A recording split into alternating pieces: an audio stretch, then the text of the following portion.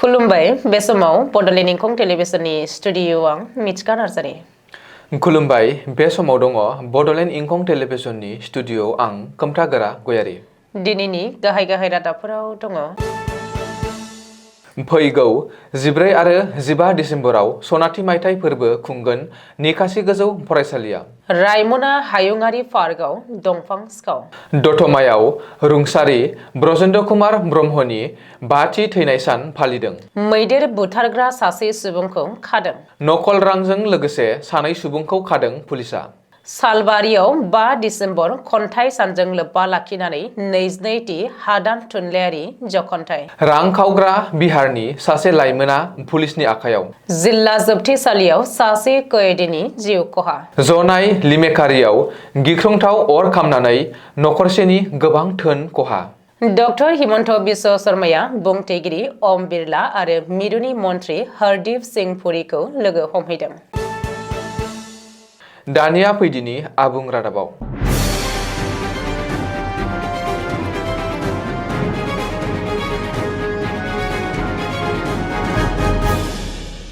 बाक्सा जिल्लानि बेन्दोंआव थानाय भारत भुटान सीमा ओनसोल निकासि गोजौ फरायसालिया सोलिफु दाननि 14 आरो 15 डिसेम्बराव सनाथि मायथाइ फोरबो फालिथाय खुंफुंनो थाम थिम खालामनाया थाद'नाय गैयै सोलिबाय थानायखौ नुनो मोन्दों। 1973 इं मायथाइयावनो गोसो गुदुं निकासि हालामनि रायजो राजाफोरनि नाजानायाव गायसनजानाय निकासि गोजौ फरायसालिया 50 बोसोर आबुं जाबाय। बेखौनो लानानै फरायसालिजों लोगोसे निकासि हालामनि रायजो राजाफ्रा सनाथि मायथाइ फोरबोखौ गाजा गोमजायै फालिनो थाद'नाय गैयै खामानि मावबाय थानायखौ नुनो मोन्दों। गसाइगावनि रायमना हायुङारि पार्कनि सानफान रेन्जनि राइड नं 8 निफ्राय सिखावै साल बिफां दानबाय थानाय समाव लोगो मोनहैना हाग्रा बिफाननि मावफारियाफोरा सासे दंफां सिखावखौ रायमना हायुङारि पार्कनिफ्राय हमना लाबोनो हादों। रायमना हायुङारि पार्कआव साल बिफां लाइफां दाननायफोरा सोदै सोलिबोबाय थादों होननानै हाग्रा बिफाननि रेन्जार बिश्वजित बसुमतारिया मिथिहोदों। हाग्रा बिफाना हमना लाबोनाय सिखाव फालांगिरि जनक बसुमतारिखौ गसाइगाव महकुमानि कसुगाव नवीन नगरनि थागिबि जनक बसुमतारिया सिगांनिफ्रायनो गोबां बेसेन गोसा बिफांफोरखौ दानफायखांबाय। बिफां दानग्रानिफ्राय गोबां बेसादफोर जेरै रुवा, टर्च, फुस बायदि बोखांनाय जादों। दा बसुमतारिखौ मोनसे गसर थिसननानै बिजिरसालियाव दैथायहरनाय जाबाय। मिरु बर' थुनलाइ आफाद, क'क्राझार जिल्ला बर' थुनलाइ आफाद आरो रुंसारि ब्रजेन्द्र कुमार ब्रह्म सामलाय आफादनि जथाइ बानजायनायाव दिनै बर' थुनलाइ आफादनि थरसे अलंबार, बर' थुनलाइ आफादनि बारग' आफादगिरि, साहित्य अकादेमि बान्था, टेगर बान्था आरो बड'फा उपेन्द्रनाथ ब्रह्म सुबुंथिनि फायखि बान्था मोनगिरि रुंसारि ब्रजेन्द्र कुमार ब्रह्मनि 5थि थैनाय सान आरो खन्थाइ सान फालिनायखौ गुबुन गुबुन बोसोरनि बायदि देग्लायबो दतमा बाथाबारि लङाबारियाव थानाय रुंसारि गेदेमानि मांखरसालियाव फालिनाय जायो। बे हाबाफारियावनो दुलाराय बर' फरायसा आफादनि बुंथिगिरि अबित नार्जारिनि दैदेननायाव मिरु आफादनि मोनसे हान्जाया बाहागो लाहैदोंमोन। बे हाबाफारियाव क'क्राझार जिल्ला आरो दतमा दख'रा एबसुनि दैदेनगिरिफोराबो मैखोमै बाहागो लानायजों लोगोसेनो माननि आलासि महरै बाहागो लादोंमोन। बिटिआरनि मावफुं सोद्रोमा रनजित बसुमतारी, BKWSCनि चेयारमेन अनिल बसुमतारी, क'क्राझार हिनजावसा फरायसालिमानि गोरायुं डक्टर आदाराम बसुमतारियाबो बाहागो लादोंमोन। गवालपारा जिल्लायाव मंगलबार बेलासिनि समाव मैदेर बुथारनायनि दायाव सासे सुबुंखौ पुलिसा खादों। दायनिगिरिनि सिनायथिखौ ब्रेडिसन सांमा होननानै सिनायथिनाय जादों। मख'नो गोनांदि सेन्ट्रेल रेन्ज कृष्णयाव गावखौनो पुलिसनो गथायहैनायनि उनाव बिनिफ्राय मैदेरनि देहानि माखासे अंगफोरखौ जब्द खालामो। मैदेरनि बैसोखौ 18 एबा 20 बोसोरसो जानो हागौ होननानै सन्देह खालामदों। लोगोसेनो माटिया महकुमानि सिङाव थानाय बरेगाव गामिनि दुब्लियाव मैदेरखौ थैना थानाय थासारियाव मोननो हादोंमोन।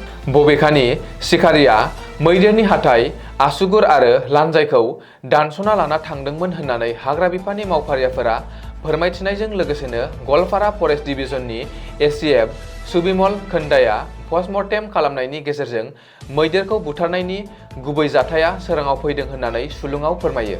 आथिखालाव दायनिगिरिनि बेरेखायै वाइल्ड लाइफ प्रटेक्शन एक्ट 1972 नि गेजेरजों साजा जाबसिनना होनाय जाबाय। कासार पुलिसा सनाइनि सनाबारि खादाव नखल रांजों लोगोसेनो सानै सुबुंखौ खानो हादों। पुलिसा खानाय सानैबो दायनिगिरिखौ आकबर आली आरो मइदुल इस्लाम होननानै सिनायथि होदों। स्रोद संदाननायनि गेजेरजों अपारेशन खालामनायाव सोरखारि मावफारियाफ्रा 500 रांनि गां 180 नकल नटनि गासै नोगोद 90,000 रांखौ जब्द खालामनाय जादों। बेनि अनगायैबो बे सप्तानि गेजेरावनो गलाघाट पुलिसा मंगलबारखालि देरगाव ओनसोलनि गंसे न'आव नकल रांजों लोब्बा लाखिनायनि जाहोनाव गंसे 7.65 mm नि गर 43 गोथां गुलि जब्द खालामनो हादों। मख'नो गोनांदि देरगावनि वार्ड नम्बर 1 आव थानाय नकल रांनि डिलार चित्तरन्जन राजख'वानि न'आव बेफोर गुलिफोरखौ जब्द खालामदों होननानै सुलुङाव फोरमायदों।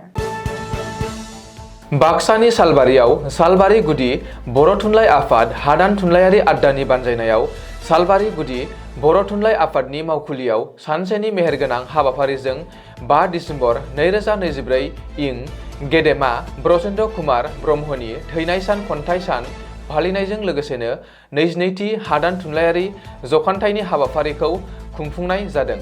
बे हाबाफारियावनो रुंसारि ब्रजेन्द्र कुमार ब्रह्मनि सावगारियाव आलारि बाथि फोजोंगिरि महरै बाहागो लादोंमोन हादान थुनलाइयारि आड्डानि गागि सुंथागिरि लोगोसे आथिखालनि सालबारि बियाबनि TLCCनि मासिगिरि बिन'द मुसाहारि। हाबाफारि बायदियै 1 मिनिट सान्थि आरो गोजोननि थाखाय आरज गाबनाय बे हाबाफारियावनो बाहागो लाबावदोंमोन सालबारि गुदि बर' थुनलाइ आफादनि आफादगिरि आरो हादान थुनलाइयारि आड्डानि आफादगिरि डक्टर रसेन मुसाहारि आरो बर' लिरगिरि गौथुमनि गागि दैदेनगिरि कालीचरण उजिर, लाइमोन आफादनि थुनलाइयारि नेहाथारि सपन बसुमतारी लोगोसेनो गोबां लिरगिरि बिथांमोनहा बाहागो लाफादोंमोन। बेंक चेकनि फ्रड खालामनायजों लोगोसेनो 4.8 लाख रां खावनायनि दायाव सोमोन्दो थानाय बिहारनि सासे लाइमोनखौ पुलिसा खानो हादों। मख'नो गोनांदि गुवाहाटीनि राजगड़आव थानाय एक्सिस बेंकनि मोनसे ब्रान्चआव बे फ्रडखौ खालामनाय जादों। बे खावनाय गासैबो राङा रितुपर्णा कलितानि होननानै मिथिनो मोन्दों। रांखौ खावनायनि उनावनो दिसपुर पुलिस थानायाव केस नम्बर 1263/24 नि गेजेरजों कमप्लेन होनाय जायो। जाहोनाव मावफारियाफ्रा दायनिगिरिनि बेरेखायै BNS दफा 303 क्ल'ज 2, 318 क्ल'ज 4, 336 क्ल'ज 3 आरो 340 साब क्ल'ज 2 नि गेजेरजों साजा जाबसोनानै होनाय जायो। दासान्दि दायनिगिरि सिंआ पुलिसनि कास्टडियाव दङ। बेनि अनगायैबो फ्रड खामानि मावनायजों सोमोन्दो थानाय मोनसे गिदिर नेटवार्कखौ फोजोबस्रांनो पुलिसा दासान्दि गोख्रोङै नाजागासिनो दङ। उन्दै हिन्जावसाखौ जिनाहारि खालामनायनि दायाव पक्स' आयेननि गेजेरजों पुलिसा खानाय सासे दायनिगिरिया लखिमपुर जोबथेसालियाव थैना थानाय जाथाया सोराङाव फैदों। थैनाय कयदीखौ टाकुवाखानायाव थानाय नारायणपुर सापरियानि भबन बरुवा होननानै सिनायथिनाय जादों। थैनायनि गुबै जाहोनखौ पस्टमर्टेम खालामनायनि गेजेरजों रोखायै मिथिनो मोननाय जागोनब्लाबो जोबथेसालिनि मावफारियाफोरा सुसाइड खालामदों होननानै सन्देह खालामनाय जादों। दासान्दि थैनाय सुबुंनि साखाथियाव सोरखारि मावफारियाफोरा नायबिजिरनायबो जायो। धेमाजि जिल्लानि जनाय लाइमेकुरिनि गिदुङाव दिनै गिख्रंथाव अर खामदों। बे अरा कागिराम नरह मुंनि सासे सुबुंनि गासै न'आव खामजोबनानै गोबां धोन खहा खालामलाङो। जेब्ला न'आव रावबो गैयामोन अब्ला मोब्लिबारि सर्ट सार्किटआ जानो हागौ होननानै सन्देह खालामदों। बे जाथायनि बागै नखरनि सुबुंफोरा फोरमायथिनाय बायदिब्ला अर खामनायनि जाहोनाव लाख लाख रांनि सम्पथिफोरा खहा जादों आरो आथिखालाव थानो थाखाय आश्रयनि गोनांथि जादों। गोदान दिल्लीयाव आसामनि गिबि मन्त्रि डक्टर हिमन्त बिश्व शर्माया लकसभानि मासिगिरि एबा बुंथिगिरि ओम बिरला आरो मिरुनि पेट्रलियाम मन्त्रि हरदीप सिंह पुरीखौ लोगो हमहैदों।